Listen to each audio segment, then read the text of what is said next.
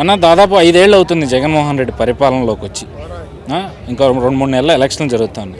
ఇప్పుడు ఆడదాం ఆంధ్ర అంటూ కూడా కోట్లు ఖర్చు పెట్టి కొత్త కార్యక్రమం తెర మీద తీసుకొచ్చినంత మాత్రాన యువత జగన్మోహన్ రెడ్డి నమ్మే పరిస్థితిలో ఉందంటారా?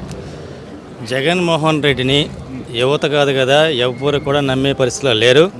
ఆంధ్ర రాష్ట్రాన్ని అధోగతి పాలు చేశాడు ఈ జగన్మోహన్ రెడ్డి. దళితుల పక్షాన చాలా దారుణమైనటువంటి పరిపాలన జరిగింది. జగన్మోహన్ రెడ్డి వై నాట్ 175 అన్నాడు కదా, ఇక రెండు చూసుకోమన్నాడు జగన్మోహన్ రెడ్డి గారిని. 75 కాదు కదా, 25 కూడా రావు జగన్మోహన్ రెడ్డి గారికి. అంటే ఇప్పుడు నిన్ననో మొన్న అనుకుంటా రోజా గారి కామెంట్స్, తెలుగుదేశంలో నించోడానికి 175 మంది కూడా లేరు, సో కుప్పంలో కూడా గెలవడు చంద్రబాబు నాయుడు అనుకుంటా ఆవిడ విమర్శలు చేయడం మీరు ఎట్లా చూస్తారు? ఆమె నగిరిలో గెలవమనండి సార్, రోజా గారిని నగిరిలో గెలవమనండి. ఆమె కబడ్డీ ఆడినంత మాత్రాన, ఆమె ఏదో క్రికెట్ ఆడినంత మాత్రాన ఆమె ఏదో గెలుస్తుంది అనుకుంటారేమో. ఆ రోజా మాట్లాడే మాటలు ఇక్కడ ఎవరు పట్టించుకోవట్లేదు.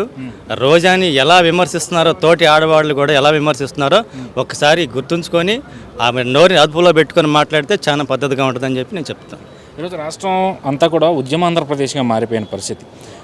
ప్రధానంగా అవుట్సోర్సింగ్ ఉద్యోగుల దగ్గర నుంచి ప్రభుత్వ ఉద్యోగులు కూడా రోడ్డెక్కి వాళ్ళ బాధలు చెప్పుకుంటున్నా ప్రభుత్వం వాళ్ళని పట్టించుకోకపోగా డబ్బులు లేవు మా దగ్గర వేతనాలు పెంచడానికి అని చెప్తూ మరో పక్కన అనవసరమైన ఖర్చులు పెడుతూ ఉన్న పరిస్థితి మనకు రాష్ట్రంలో కనిపిస్తుంది. దీని గురించి డబ్బులు జీతాలు ఇవ్వడానికి డబ్బులు, ఈయన ఆడుదాం కార్యక్రమాలు కానీ వాళ్ళు విలాసవంతమైన విలాసాలు కట్టుకోవడానికి, విలాసవంతమైన భవనాలు కట్టుకోవడానికి కానీ డబ్బులు ఉంటాయి. కానీ ప్రభుత్వాలు నిన్ను నమ్మి నీకు ఓట్లు వేసిన వాళ్ళకి డబ్బులు మాత్రం లేవు.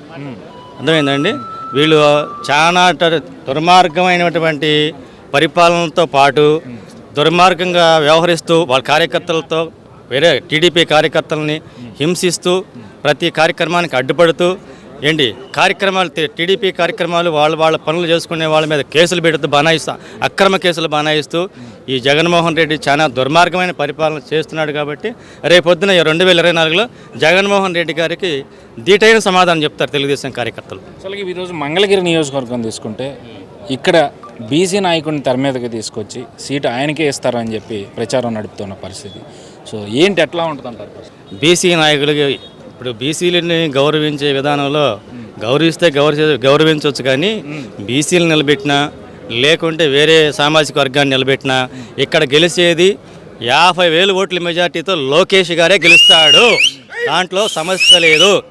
లోకేష్ గారు 50,000 ఓట్ల మెజార్టీతో గెలవడం అనేది ఖాయం.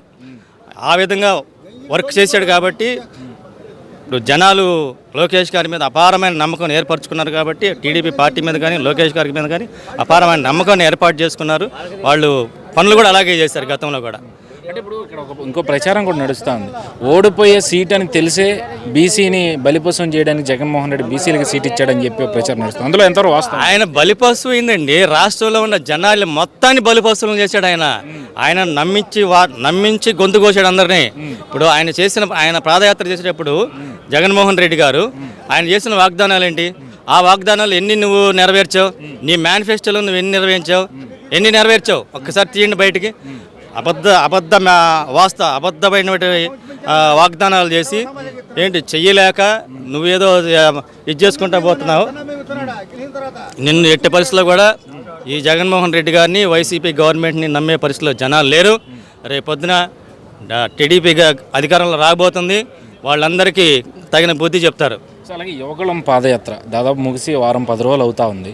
ఇప్పుడు వైసీపీ నాయకులు దాని మీద విమర్శలు చేయడం, అప్పలరాజు లాంటి మంత్రులు అయితే సగంలోనే ఆపేసి దాన్ని పాదయాత్ర అని చెప్పి పేరు పెట్టుకున్నాడు లోకేష్ అంటూ కూడా విమర్శలు చేస్తా ఉన్న వాళ్ళకి మీ సమాధానం?